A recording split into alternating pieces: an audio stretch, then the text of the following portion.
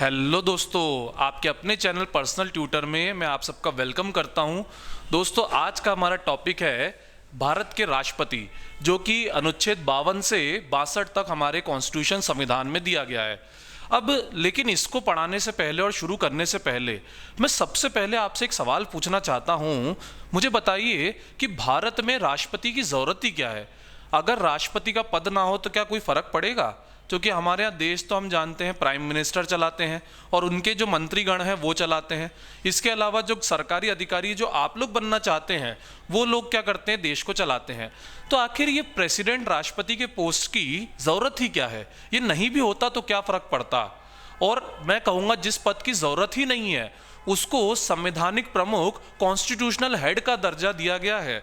किसी भी कागज पे हस्ताक्षर इनके होते हैं तभी क्या होता है, हमारा काम जो है एडमिनिस्ट्रेशन का मैक्सिमम आगे बढ़ता है।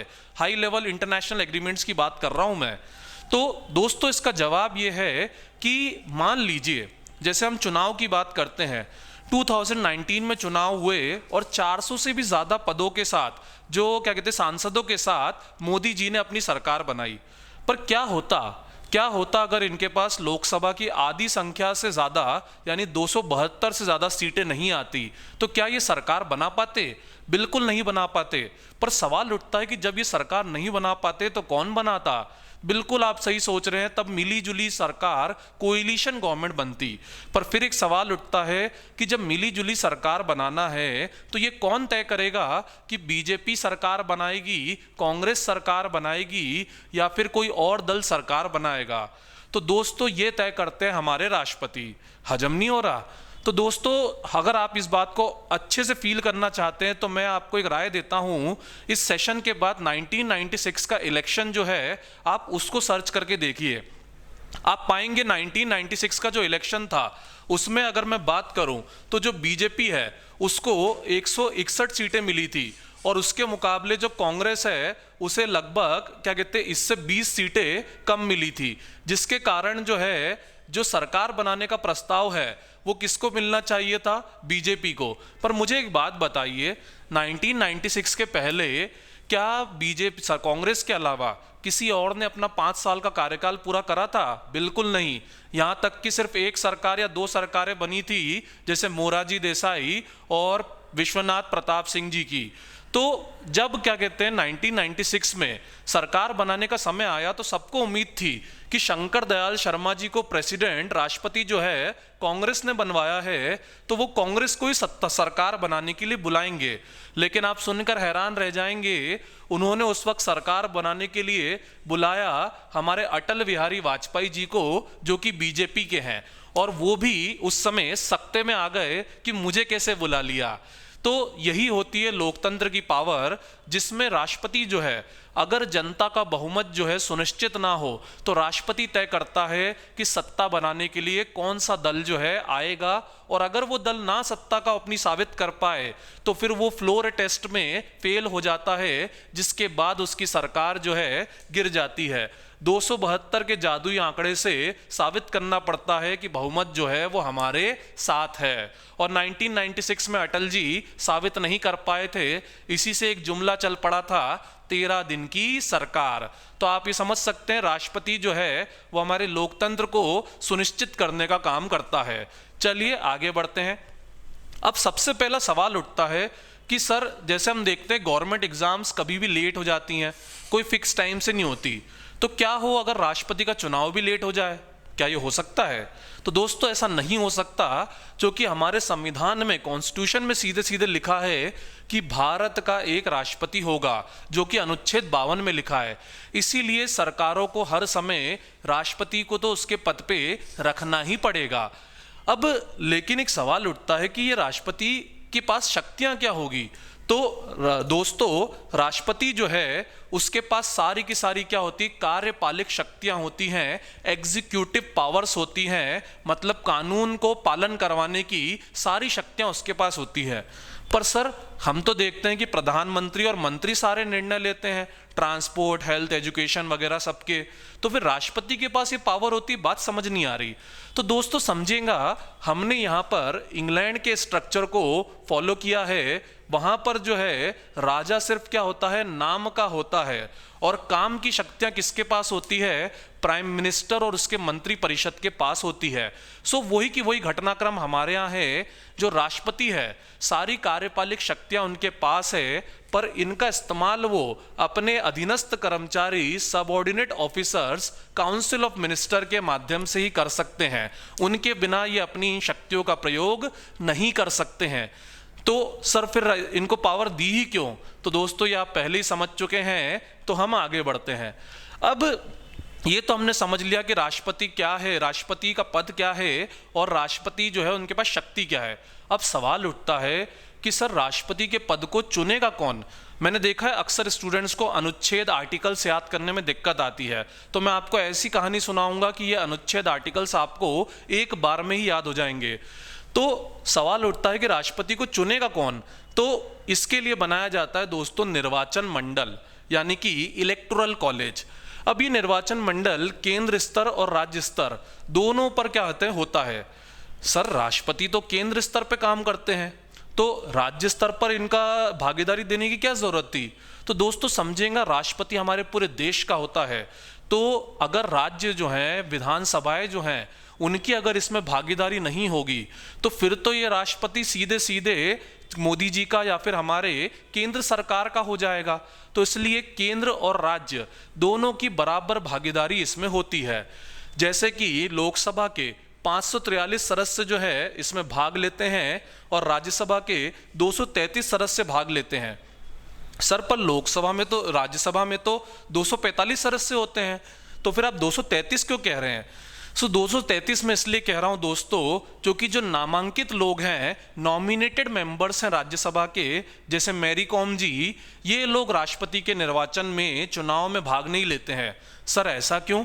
तो ऐसा इसलिए दोस्तों कि आप आगे आर्टिकल 80 में समझेंगे कि राष्ट्रपति खुद जो है वो क्या करता है, नॉमिनेटेड मेंबर को चुनता है।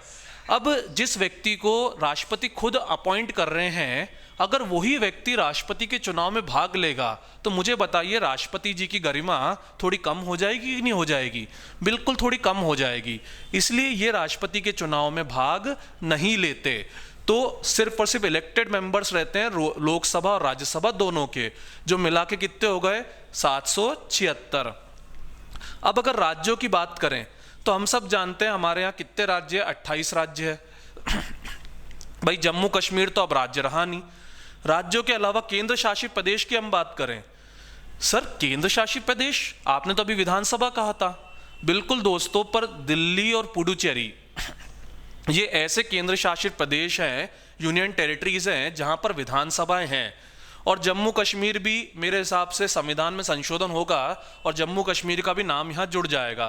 तो इन तीनों से मिलाकर लगभग अगर हम बात करें 4120 सांसद जो है वो आ जाते हैं, और ये टोटल आंकड़ा जो है 4896 तक पहुंच जाता है। सर पर एक सवाल है हमारे दिमाग में कि 4896 में अगर हम देखें तो 4120 तो राज्यों से ही आ रहे हैं और केंद्र के तो मात्र 776 है। तो इस तरह तो राज्य तय करेंगे राष्ट्रपति कौन बनाएगा, केंद्र तो इनके सामने बहुत छोटा और बौना हो गया। तो दोस्तों ऐसा नहीं है। अगला जो अनुच्छेद है, अनुच्छेद 55, उसमें आप समझेंगे कि राष्ट्रपति का जो चुनाव होता है वो आनुपातिक प्रतिनिधित्व पर होता है, प्रोपोर्शनल रिप्रेजेंटेशन पर होता है। ये राष्ट्रपति के निर्वाचन की विधि रीति जो है, यही अगला अनुच्छेद है, आर्टिकल है। तो समझेंगे दोस्तों, जो केंद्र है और राज्य है दोनों की भागीदारी क्या रखी जाती है, बराबर रखी जाती है। अब आप कहोगे सर नंबर ही बराबर नहीं है, भागीदारी कैसे बराबर रखेंगे? तो बड़ा आसान तरीका है दोस्तों, भागीदारी बराबर रखने के लिए यहाँ पर एक सिस्टम चलता है, वैल्यू वोट। अब वो तो मैं आपको अभी नहीं समझा पाऊंगा क्योंकि सेशन बहुत बड़ा हो जाएगा, 1.5 घंटा हमें राष्ट्रपति के चुनाव पर ही खर्च करना पड़ जाएगा। तो वैल्यू ऑफ वोट जो रहती है सांसद की, वो बहुत ज्यादा होती है। एक सांसद के वोट की वैल्यू 700 के लगभग होती है, ठीक है, लगभग बोल रहा हूं मैं। तो जो वैल्यू वोट रहती है वो बहुत ज्यादा होती है, जिसके कारण क्या होता है, जो राष्ट्रपति का चुनाव है उसमें जो सेंटर है उसका जो पार्टिसिपेशन है वो स्टेट के मुकाबले इक्वली पड़ता है। क्योंकि जैसे अगर हम बात करें जिस राज्य में लोग ज़्यादा हैं वहाँ वैल्यू वोट जो होता है वहाँ पर ज़्यादा होता है, जैसे मध्य प्रदेश का 132 के लगभग और यूपी का 708 के लगभग। तो जिस राज्य में सब पॉपुलेशन जितनी ज़्यादा है वहाँ का वैल्यू वोट उतना ज़्यादा हो जाता है। तो प्रपोर्शन में ये क्या होता है, ये बटा हुआ रहता है। अब इसके अलावा इसमें एक और चीज़ रहती है, एकल संक्रमणीय मत, सिंगल ट्रांसफरेबल वोट। अब ऐसा क्यों, ये क्या होता है, ये तो हम अभी नहीं समझ सकते, पर इसकी रिक्वायरमेंट मैं आपको समझा देता हूँ ताकि इसको समझने में आपको बाद में मज़ा आए। मुझे बताइए, अगर बीजेपी की हम बात करें या किसी पार्टी की हम बात करें, तो जब वो चुनाव जीतती है तो उसका जो कैंडिडेट होता है, प्रत्याशी होता है, क्या उसे पूरे 50% वोट मिलते हैं? बिल्कुल नहीं। उसे जो है मात्र नॉर्मली 20% 30% वोट मिलते हैं। फिर भी वो 100% लोगों का क्या बन जाता है, प्रतिनिधि कैंडिडेट बन जाता है। यही तो हुआ मेरे दोस्तों अभी बिहार में। तो मुझे बताइए, राष्ट्रपति के चुनाव में भी अगर किसी व्यक्ति को मान लीजिए 30% वोट मिले हैं और बाकियों को 10, 15, 20 ऐसे करके वोट मिले हैं, तो 30 वाले को सबसे ज्यादा वोट मिले हैं, पर फिर भी क्या उसको राष्ट्रपति बनाया जा सकता है? बिल्कुल नहीं। इसीलिए हमारे यहाँ सिस्टम होता है क्या, एकल संकरणीय मत यानी सिंगल ट्रांसफरेबल वोट, यानी एक ही व्यक्ति से 4 नामांकन भराए जाते हैं या और ज्यादा भी नामांकन भराए जा सकते हैं। ये प्रेफरेंस में रहते हैं कि अगर इनको ज्यादा वोट मिले तो मेरे वाले इनको राष्ट्रपति बना देना, अगर इनको सबसे कम वोट मिले तो इनको बाहर कर देना, मेरे वाले दूसरे व्यक्ति को राष्ट्रपति बना देना। ठीक है, तो इस प्रेफरेंस ऑर्डर के कारण क्या करा जाता है, हमारे यहाँ जो इलेक्शन होता है राष्ट्रपति का वो राउंड्स में होता है, और ऐसे करके मल्टीपल राउंड्स में जो व्यक्ति 50% से ऊपर वोट हासिल करता है उसको राष्ट्रपति बना दिया जाता है। अगर हम आज तक की बात करें तो वीवी गिरी जी जो हैं, वीवी गिरी, वराह वेंकटेश गिरी 1969, ये इकलौते राष्ट्रपति है जिनका चुनाव जो है सेकेंड राउंड में गया था, और नीलम संजीव रेड्डी जी का चुनाव जो है निर्विरोध हो गया था 1977 में। अब इसके आगे बढ़ते हैं दोस्तों हम आर्टिकल, इसी में गुप्त मतदान। अब गुप्त मतदान मतलब मुझे बताइए, जब कोई सांसद राष्ट्रपति के लिए वोट डालेगा या विधायक राष्ट्रपति के लिए वोट डालेगा तो क्या उसे बताना पड़ेगा कि वो किसको वोट कर रहा है? बिल्कुल नहीं दोस्तों, वो नहीं बताएगा, क्योंकि मतदान कैसा है, गुप्त है। और इसी गुप्त मतदान का फायदा उठाते हुए इंदिरा गांधी जी ने 1969 में कहा था कि मैं कहती हूं आप अपने मन की आवाज सुनो, जिसके कारण सत्ता दल से खड़े हुए नीलम संजीव रेड्डी जी 1969 का चुनाव हार गए, और वीवी गिरी जी जो कि विपक्षी दल से खड़े हुए थे वो चुनाव जीत गए। और ये आज तक का इकलौता वाकया है जब सत्ता दल का व्यक्ति राष्ट्रपति के पद के लिए नहीं चुना जा सका है। और इसकी वजह क्या है, गुप्त मतदान, पता ही नहीं पड़ा कि किसने दगा कर दी। चलिए आगे बढ़ते हैं, अनुच्छेद 56। अब ये तो राष्ट्रपति जी आ गए चुन के, अब चुन के आ गए तो मुझे बताइए वो क्या करेंगे? भाई काम करेंगे, उनका एक कार्यकाल होगा।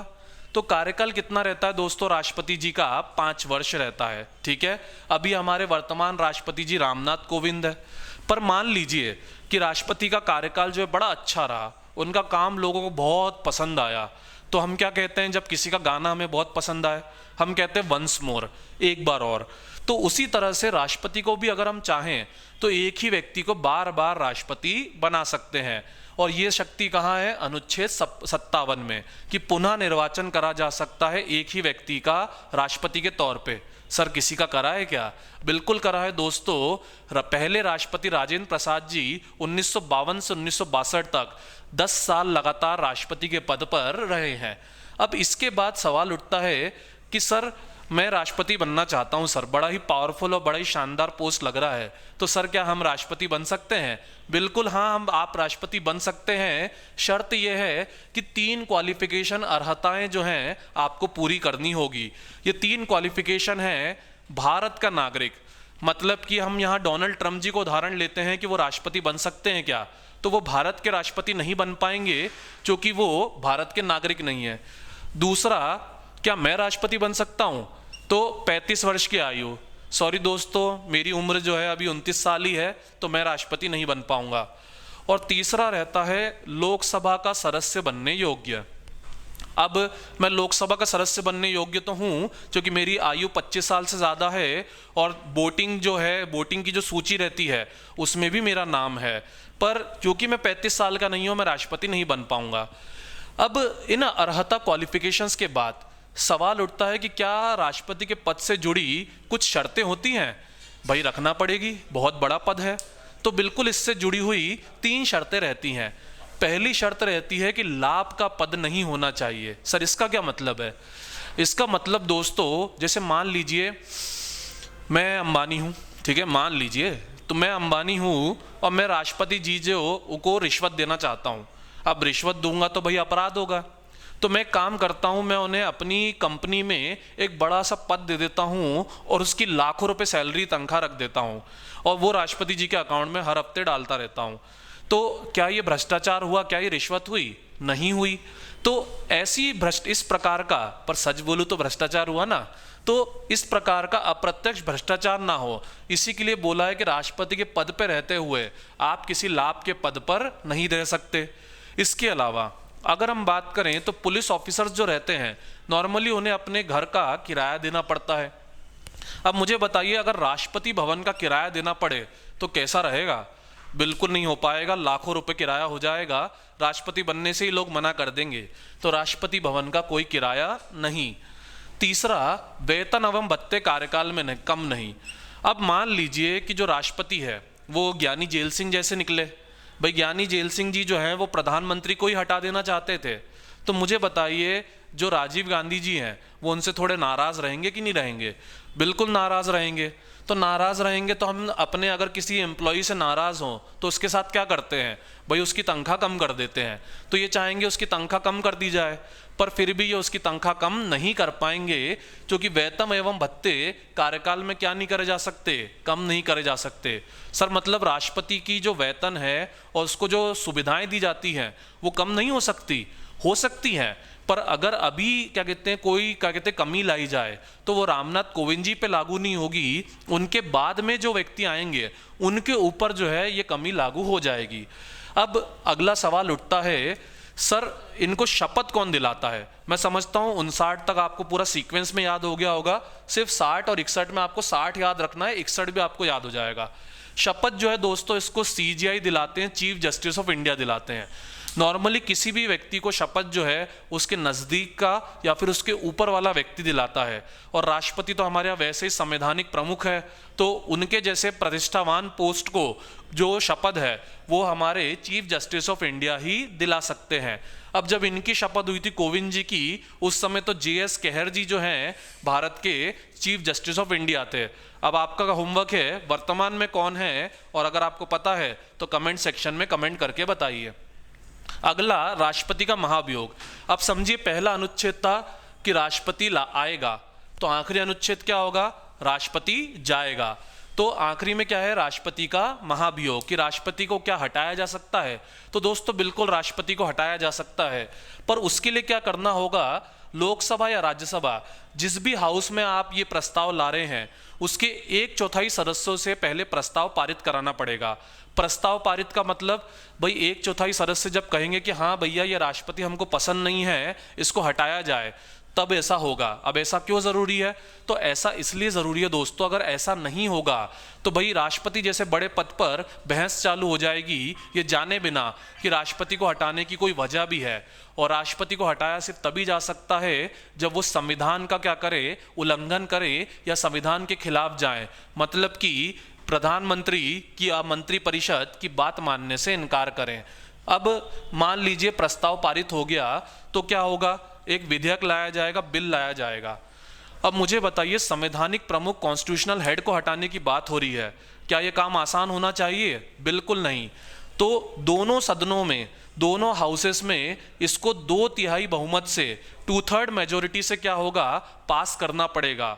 और दोनों सदनों में पास करने के पहले आपको राष्ट्रपति को 14 दिन का नोटिस देकर उनको ये भी बोलना पड़ेगा कि भाई आपको अगर अपनी बात रखनी है तो आप आकर अपनी बात रख सकते हैं, उसके बाद ही हम क्या करेंगे? ये वोटिंग चालू करेंगे। 2/3 सदस्य मतलब लगभग लोकसभा में बात करूं तो 360 से भी ज़्यादा लोग लगेंगे। मतलब कि ये क्या है, ये एक बड़ा बहुमत है, एक बड़ी मेजोरिटी है, लोकसभा की बात कर रहा हूं मैं। तो इसीलिए कहा जाता है कि सबसे स्पेशल मेजोरिटी, विशेष बहुमत राष्ट्रपति के महाभियोग में लगती है। अब अगर ये हो गया तो राष्ट्रपति अपने पद से क्या हो जाएंगे, हटा दिए जाएंगे, विमुख कर दिए जाएंगे। पर सवाल उठता है, क्या आज तक किसी व्यक्ति को हटाया गया है?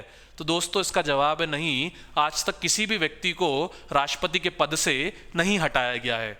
अब एक सवाल उठता है, एक और सवाल आखिरी, फिर हम आज के लिए आपसे अलविदा लेंगे, कि राष्ट्रपति जी की अगर मृत्यु हो जाए, जैसे अब्दुल कलाम जी के पहले हुआ था कि भाई 2 मुस्लिम राष्ट्रपतियों की मृत्यु हो गई थी उनके दफ्तर में ही, तो ऐसे में क्या होगा? भाई जाकिर हुसैन जी तो चले गए, उनकी जगह कौन लेगा, या एकदम से व्यक्ति कैसे आएगा? तो हमारा संविधान का अनुच्छेद 62 कहता है कि कुछ भी हो जाए, राष्ट्रपति इस्तीफा दे दे, उनकी मृत्यु हो जाए या कोई भी परिस्थिति बन जाए, 6 महीनों के अंदर एक निर्वाचित यानी इलेक्टेड राष्ट्रपति आना जरूरी है। और इसीलिए 1969 में जब जाकिर हुसैन जी की मृत्यु हुई तो उसकी जगह वीवी गिरी जी एक्टिंग प्रेसिडेंट बने और फिर 6 महीने में ही चुनाव लड़कर वो वापस से राष्ट्रपति के पद पर पूर्णतः स्थापित हो गए। तो दोस्तों आज के लिए इतना ही। अगर आपको ये सेशन पसंद आया हो तो हमारे चैनल को लाइक करें, शेयर करें, सब्सक्राइब करें। अलविदा।